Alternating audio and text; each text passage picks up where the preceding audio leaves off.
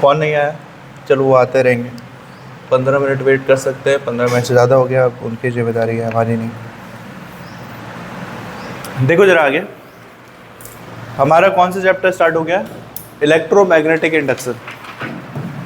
कल थोड़ा बहुत समय बचा था तो मैंने बेसिक्स बताया था, और कल भी मैं बोल रहा था कि ये मोस्ट मतलब ये ना सबसे इंटरेस्टिंग चैप्टर में से एक लगता है मुझे, ठीक है, जब से मैं स्टूडेंट था या हूँ, या जब से मैं पढ़ा रहा हूँ।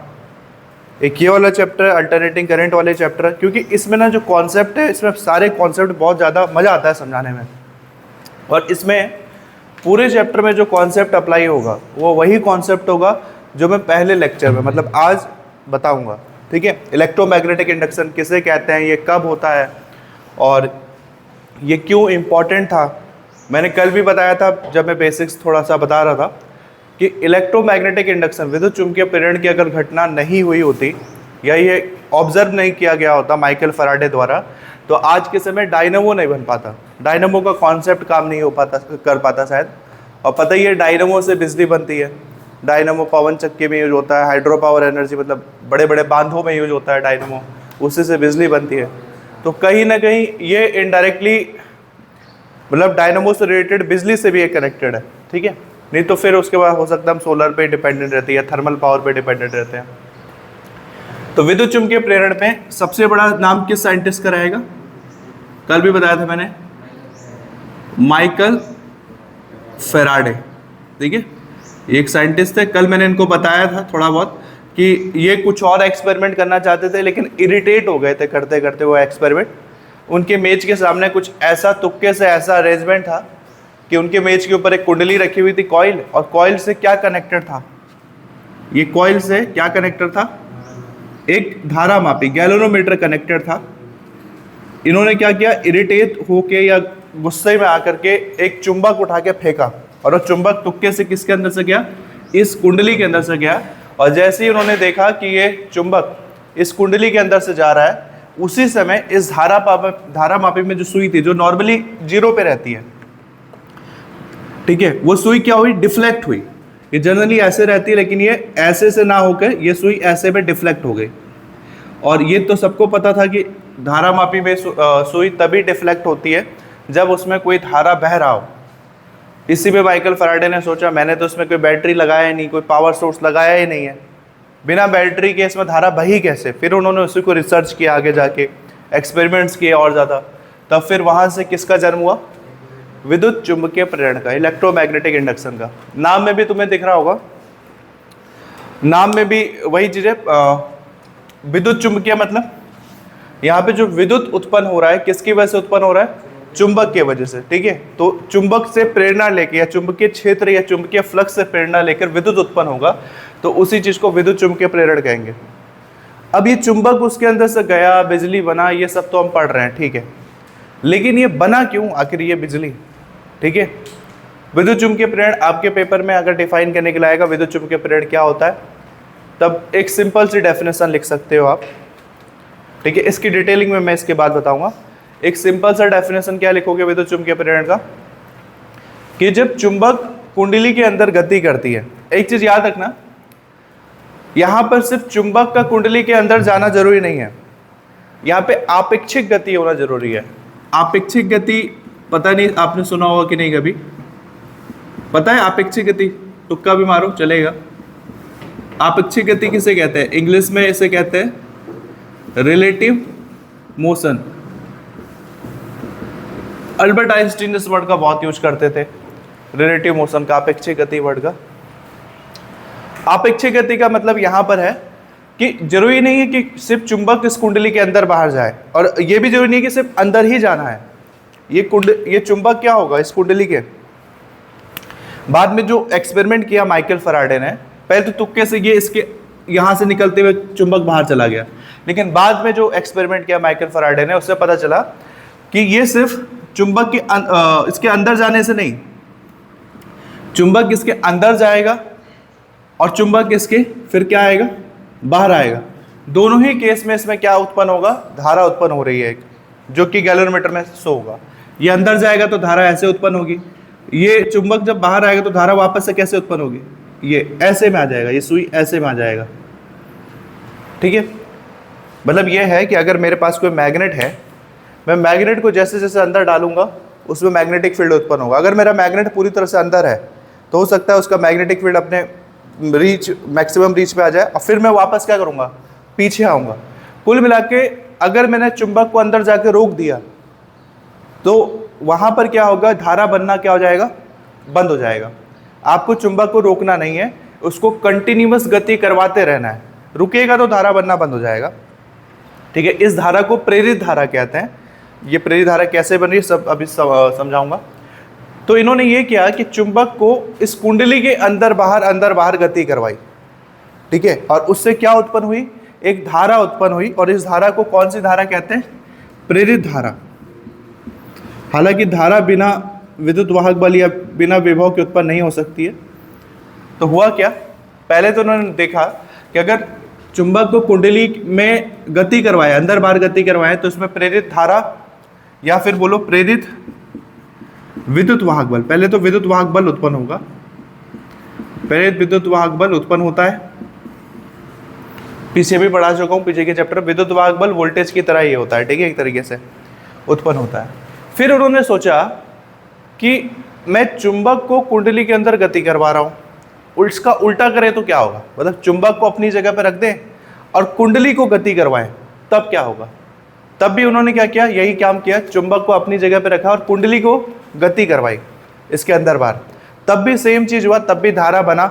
ठीक है, तो कुल मिला के चुंबक चाहे कुंडली के अंदर गति करे या कुंडली चुंबक के अंदर गति करे, दोनों ही केस में इसमें क्या बनेगा, प्रेरित विद्युत वाहक बल और प्रेरित धारा, दोनों ही केस में बनेगा। बस शर्त यह है कि गति करना जरूरी है। अगर आप चुंबक को इसके अंदर ले जाके छोड़ दिया तो नहीं, जब छोड़ दोगे तो वहां पे धारा बनना, प्रेरित धारा बनना बंद हो जाएगा। तो इसी चीज को कौन सा वर्ड यूज किया जाता है इसके लिए, आपेक्षिक गति। इसे आपेक्षिक गति भी बोलते हैं, किसी बुक में सापेक्षिक गति बोलते हैं, बट तुम इंग्लिश में याद रखना रिलेटिव मोशन, इसे रिलेटिव मोशन कहते हैं। रिलेटिव मोशन मतलब किसी एक का गति करना जरूरी है, या दोनों ही अगर गति करें तब भी ये चुंबकीय चित्र बनाएगा। अगर चुंबक और कुंडली दोनों ही गति कर रहे हैं, दोनों ही मूव कर रहे हैं, तब भी ये आपका विद्युत धारा बनाएगा और प्रेरित विद्युत वाहक बल बनाएगा। तो पहला चीज क्या समझ में आया, विद्युत चुंबकीय प्रेरण क्या है। कल तो मैंने वो समझाया था जब उसने चुंबक फेंका, ये सब एक्सपेरिमेंट माइकल फैराडे ने क्या पहली बार में क्या उन्होंने मतलब एज्यूम किया या देखा। ठीक है, लेकिन मैं आज के लेक्चर में वो बता रहा हूँ कि माइकल फैराडे ने उसके बाद क्या एक्सपेरिमेंट किया उस चीज़ पे। तो उसके बाद ये एक्सपेरिमेंट किया, क्या समझ में आया, क्या किया उसके बाद उन्होंने, बताओ, जो डायग्राम में दिख रहा है भाई बताओ, क्या किया उसके बाद उन्होंने। चुंबक लिया और फिर आगे लेके गए और फिर बाहर लेके गए, ठीक है, दोनों साइड ही किलोमीटर जा रहा है। ठीक है, सिंपल। उन्होंने फिर ट्राई किया कि क्या चुंबक का, उन्होंने पहले तो देखा कि क्या चुंबक अगर अंदर जाकर रुक गया, अगर हमने रोक दिया तो क्या बनाएगा धारा, तो उनको लगा धारा नहीं बनाएगा। तो एक चीज़ तो उनका क्लियर हो गया कि चुंबक को क्या कराना जरूरी है, मूव करवाना जरूरी है, गति करवाना जरूरी है। फिर उन्होंने फर्दर देखा कि अंदर जाते समय धारा बन रही है, जब चुंबक को बाहर खींच के आएंगे तो बनेगी, तो बाहर में भी बन रही थी, धारा की दिशा चेंज हो जा रही थी। ठीक है, फिर उनका चलो चुंबक तो कंफर्म हो गया, चुंबक गति करेगा तो धारा बनेगी। कौन सी धारा, नॉर्मल धारा नहीं है ये, कौन सी धारा कहेंगे, प्रेरित धारा। हालांकि प्रेरित धारा की भी एक शर्त होती है, वो समझाऊंगा मैं अभी कैसे बनती है। फिर उन्होंने उसके बाद उसके दिमाग में आया कि चलो चुंबक गति करने से बन रही है, अगर हमने चुंबक रोक दिया, कुंडली को गति करवाई, क्या तब होगा उत्पन्न, तब भी हो रहा था उत्पन्न। ठीक है, फिर उनके दिमाग में तीसरी चीज़ है, क्या पता दोनों को गति करवाए तो उत्पन्न होगा, उस केस में भी हुआ। तो इन शॉर्ट उन्होंने ये कंक्लूजन निकाला कि इन दोनों के बीच आपेक्षिक गति होना चाहिए। ठीक है, रिलेटिव मोशन होना चाहिए, किसी एक को गति करवाना जरूरी है, तो उसमें क्या उत्पन्न होगा, ये भी उत्पन्न होगा, ये भी उत्पन्न होगा। इतना समझ में आ गया कॉन्सेप्ट। तो ये जो आपके पास कभी आएगा विद्युत चुंबकीय प्रेरण किसे कहते हैं, इस चैप्टर से क्वेश्चंस तो आने हैं। इस चैप्टर में एक नियम आता है विद्युत चुंबकीय प्रेरण के नियम। ठीक है, उसमें दो नियम आते हैं, या माइकल फैराडे के विद्युत चुंबकीय प्रेरण के नियम। इसमें दो नियम आते हैं, पहला नियम, दूसरा नियम। और ये जो नियम आता है ये 3 नंबर या 5 नंबर का आएगा आपके पास। 3 नंबर में तब आएगा जब आपको नियम सिंपल दिया हो, 5 नंबर में तब आएगा जब उसके साथ कुछ एक्स्ट्रा ऐड करके देगा, न्यूमेरिकल ऐड कर देगा, या कुछ अलग से कुछ ऐड कर देगा, और कोई परिभाषा वगैरह ऐड कर देगा। तब वो 3 से किस में कन्वर्ट हो जाएगा, 5 नंबर में। उस नियम में भी यही समझाना है हमें। तो क्या होता है विद्युत चुंबकीय प्रेरण, एक लाइन में क्या बोलोगे? जब चुंबक व कुंडली के मध्य कैसी गति कराई जाती है? आपेक्षिक गति करवाने से। चुंबक व कुंडली के मध्य आपेक्षिक गति करवाने से कुंडली में प्रेरित विद्युत वाहक बल उत्पन्न हो जाता है, ठीक है, या प्रेरित विद्युत धारा उत्पन्न हो जाती है। इसी घटना को विद्युत चुंबकीय प्रेरण कहते हैं। क्लियर हुआ? फिर से बोलूं, कोई किताब का लैंग्वेज नहीं छापना है, जो तुम्हें समझ में आए वही लिखना है। क्या समझा हमने? जब चुंबक और कुंडली के मध्य आपेक्षिक गति होती है, आपेक्षिक गति मतलब किसी न किसी का मूव होना जरूरी है, या तो चुंबक मूव करे या कुंडली मूव करे या दोनों मूव करे। आपेक्षिक गति होती है तब कुंडली के अंदर एक प्रेरित विद्युत वाहक बल उत्पन्न होता है। यही घटना विद्युत चुंबकीय प्रेरण कहलाती है। हमेशा एक चीज याद रखना अपने नॉलेज के लिए, ये पहले उत्पन्न होगा, ठीक है। प्रेरित विद्युत वाहक बल इंड्यूस्ड ईएमएफ कहते हैं, ईएमएफ इलेक्ट्रोमोटिव फोर्स। और प्रेरित धारा क्या होगा, उसकी कंपेरिजन में बाद में बनेगा, ठीक है। प्रेरित धारा डिपेंड करता है सर्किट पे। कैसे कह रहा हूं, ये पहले बनेगा बाद में बनेगा, ऐसे समझो। अभी मैं गैल्वेनोमीटर हटा रहा हूं, हटा दिया, तो देखो एक नियम क्या है इसका, ठीक है। अभी मैं ये जो आज के समय बता रहा हूँ, ये सब आज से 150-200 साल पहले किसने ये सारा मेहनत किया है इस चीज़ पे? माइकल फैराडे ने। मैं जो भी चीज़ अब इस चैप्टर में आगे बढ़ूंगा, तो ये नोटिस किया गया कि जब ये कॉइल जो है, कुंडली है, ये लग रहा है क्लोज है, ये क्लोज है कि खुला हुआ है? जो कुंडली है ये क्लोज है कि खुला हुआ है? ठीक है। क्लोज तब कहेंगे जब तार जहां से शुरू वहीं पर आकर के वापस खत्म हो जाएगा। तो जब ये ओपन है, कुंडली कनेक्टेड नहीं है आपस में, उस केस में क्या होगा? अगर इसमें विद्युत वाहक बल उत्पन्न हो रहा है, किस चीज से दिखाएंगे इसको? ई से। ये ई से, इसे कौन सा विद्युत वाहक बल कहेंगे? प्रेरित विद्युत वाहक बल। मैंने कहा हमेशा पहले प्रेरित विद्युत वाहक बल बनता है। तो अगर कुंडली ऐसा है तो प्रेरित विद्युत वाहक बल बनेगा। और कभी भी ऐसे केस में क्या नहीं बन सकता है? इंड्यूस्ड करंट या प्रेरित धारा या प्रेरित विद्युत धारा नहीं बन सकती है ऐसे केस में। इस कुंडली के लिए इंड्यूस्ड करंट सिर्फ तब बनता है जब आप दोनों कॉइल को आपस में क्या कर दोगे? क्लोज कर दोगे। तब जाकर के प्रेरित विद्युत वाहक बल के साथ साथ क्या उत्पन्न होगा? प्रेरित धारा भी उत्पन्न होगी, तब जाकर के। अगर ये दोनों क्या क्लोज है, तुमने सर्किट क्लोज कर दिया, तब धारा उत्पन्न होती है। एक चीज और, तुम्हें नोट जब लिखवाऊंगा तो एक नोट्स करके ऐसे नोट करके लिखवाऊंगा अलग से, रेड पेन से या ब्लैक पेन से। एक चीज याद रखना, प्रेरित विद्युत वाहक बल और प्रेरित धारा दोनों की दिशा विपरीत होती है। जिस दिशा में प्रेरित धारा आएगी उसकी विपरीत दिशा में कौन जाएगा? प्रेरित विद्युत वाहक बल जाएगा, ठीक है। जैसे कि अगर प्रेरित विद्युत वाहक बल की दिशा मैंने ये बना दी, तो प्रेरित धारा की दिशा क्या होगी? ये होगी। मतलब प्रेरित धारा ऐसे आएगी, प्रेरित धारा को मैं दिखाऊंगा स्मॉल आई से, ये ऐसे आएगी, ऐसे आएगी, तभी तो इसके विपरीत जा रही है। वो ऊपर से नीचे आ रहा है, ये नीचे से ऊपर जा रही है। तो दोनों की दिशा क्या होती है? आपस में विपरीत होती है। नहीं, टकराएगा थोड़ी नहीं, ऐसे नहीं है कि टकराएगा। कोई वस्तु थोड़ी नहीं जिसका वजन होगा इतना, ठीक है। धारा तो उत्पन्न होती ही है उसके वजह से, करंट के, इलेक्ट्रॉन के मूवमेंट की वजह से। खैर, विद्युत चुंबकीय प्रेरण के कॉन्सेप्ट इतना समझ गए। इसमें जो दो नियम है, फैराडे के नियम, ठीक है, इसके जो दो नियम है उसमें से एक नियम को कहा जाता है क्या कहते हैं, एक साइंटिस्ट है लेंज, एक को लेंज का नियम कहते हैं।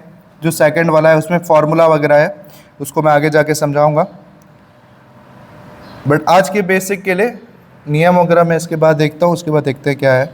हाँ, फैराडे के विद्युत चुंबकीय प्रेरण का नियम, इस चैप्टर में मैं चाहे कुछ भी पढ़ा दूँ, वो जो जिस दिन मैं वो लिखवाऊंगा फैराडे के विद्युत चुंबकीय प्रेरण के नियम, दो नियम है, वो मोस्ट इंपॉर्टेंट होगा, ठीक है। वो एवरी ईयर आपके बोर्ड एग्जाम्स में आता है। अब अलग बात है कि आपके सेट पे आएगा कि नहीं आएगा, वो तो उनके ऊपर डिपेंड करता है, लेकिन वो पता होना चाहिए। और वो जो नियम है वो यही नियम है जो मैं बता रहा हूँ, उसी को बस नियम के रूप में उसने लिख दिया है। आज के लेक्चर में हमें बस ये समझना था कि विद्युत चुंबकीय प्रेरण है क्या, ठीक है, समझ गए तुम। ये मतलब वो करके चलो, मतलब ये मैं बोल के चलता हूँ कि इस चैप्टर में जैसे जैसे हम आगे बढ़ेंगे डेली सेम चीज रिपीट होगा, इतने बार ये रिपीट हो जाएगा कि तुम्हें ये एकदम कंठस्थ हो जाएगा, याद हो जाएगा तुम्हें, क्योंकि इस पूरे चैप्टर में एक ही कॉन्सेप्ट बार बार रिपीट होता है। विद्युत चुम्बकीय प्रेरण का जो नियम है, 2 नियम है, इसमें पहला नियम जो है वो वही है जो मैं बार बार इसमें बता रहा हूँ। क्या है? जब चुंबक और कुंडली के मध्य अपेक्षिक गति होती है तो कुंडली में प्रेरित विद्युत वाहक बल उत्पन्न हो जाता है, और यदि कुंडली बंद है, क्लोज है, तो कुंडली में प्रेरित विद्युत धारा भी उत्पन्न हो जाती है। ठीक है, यही हो गया, यही होगा फैराडे का पहला नियम। ठीक है, फैराडे का विद्युत चुम्बकीय प्रेरण का पहला नियम। अगर आपसे विद्युत चुम्बकीय प्रेरण की परिभाषा पूछे, ये भी परिभाषा भी यही होगी, इसी घटना को विद्युत चुम्बकीय प्रेरण कहते हैं, बस इतना ऐड कर देना तो ये परिभाषा बन जाएगी। समझ गए पूरा कॉन्सेप्ट? ठीक है, चलो लिखने के बाद हम करेंगे। अब एक और चीज़ समझना है हमें, ये ऐसा हुआ क्यों, ये बना क्यों धारा वगैरह। हालांकि वो मुझे फैराडे के जब विद्युत चुम्बकीय प्रेरण का दूसरा नियम पढ़ाऊंगा उसमें मुझे वो समझाना चाहिए, बट अभी समझ जाओ, थोड़ा बहुत अभी समझा देता हूँ। ठीक है, थोड़ा शॉर्ट में समझा देता हूँ, जब अगले लेक्चर में वो करेंगे तो डिटेल में समझाऊंगा। ये इसलिए बना क्योंकि जो चुंबक है, चुंबक के पास अपना चुंबकीय क्षेत्र होता है, जैसे आवेश के पास अपना विद्युत क्षेत्र होता है, वैसे चुंबक के पास चुंबकीय क्षेत्र होता है। तो चुंबकीय क्षेत्र जब किसी बंद पृष्ठ से होकर गुजरती है तो उसे क्या बोलते हैं, याद है? या विद्युत क्षेत्र जब किसी बंद पृष्ठ से गुजरती है, बंद काल्पनिक पृष्ठ से, तो उसे क्या कहते हैं? ठीक है, इसमें आधे लोग जो बैठे हैं, आधे लोग वो हैं जो वो चैप्टर पढ़ चुके हैं और आधे लोग वो हैं जो अभी नए हैं। तो जो नए हैं उनसे तो मैं उम्मीद करता हूँ कि मैं अभी बताऊंगा, जो पढ़ चुके हैं वो बताएं। कोई ऐसा कभी आया है जब मैंने कहा है कि ये विद्युत क्षेत्र है और ये किसी बंद पृष्ठ से होकर गुजर रहा है, तो इस प्रोसेस को क्या बोलते हैं? फ्लक्स। याद आ रहा है? फ्लक्स। फ्लक्स किसे कहते हैं? फ्लक्स का मतलब होता है, फिजिक्स में एक कॉन्सेप्ट है फ्लक्स। फ्लक्स का मतलब होता है जब विद्युत क्षेत्र या विद्युत बल रेखाएं किसी बंद पृष्ठ से होकर गुजरते हैं, बंद काल्पनिक पृष्ठ से होकर गुजरते हैं, तो जितनी बल रेखाएं उसके अंदर से गुजरेंगे वो क्या कहलाती है? फ्लक्स। जिसने नहीं पढ़ा है उसको मैं शॉर्टकट में समझाता हूँ। फ्लक्स क्या है? अभी क्योंकि चुंबक के बारे में पढ़ रहे हो तो मैं डायरेक्ट चुंबक के बारे में समझाता हूँ तुम्हें। जैसे चुंबक है तो चुंबक का अपना क्या होगा? चुंबकीय क्षेत्र। तो सपोज चुंबकीय क्षेत्र ये है, पता है चुंबक कहाँ से कहाँ जाता है? नॉर्थ से साउथ जाता है। तो ये सपोज नॉर्थ था, ये साउथ था, और मैंने यहाँ पर एक बंद पृष्ठ बना लिया, एक बंद काल्पनिक पृष्ठ मैंने यहाँ पे बना लिया। हालांकि डॉट डॉट करके बनाना चाहिए, फिर भी मैंने ऐसे बना दिया। इसमें ये एक रेड कलर का मैंने रेक्टेंगल जैसा बना दिया, और ये क्या है? ये चुंबकीय क्षेत्र है, और चुंबकीय क्षेत्र में जो सिंगल सिंगल लाइंस होती है ना, क्या बोलते हैं? चुंबकीय बल रेखाएं। लाइन को तो हिंदी में रेखा बोलते ही हैं। तो जब ये टोटल साथ में होगा तब इसको क्या पढ़ा जाएगा?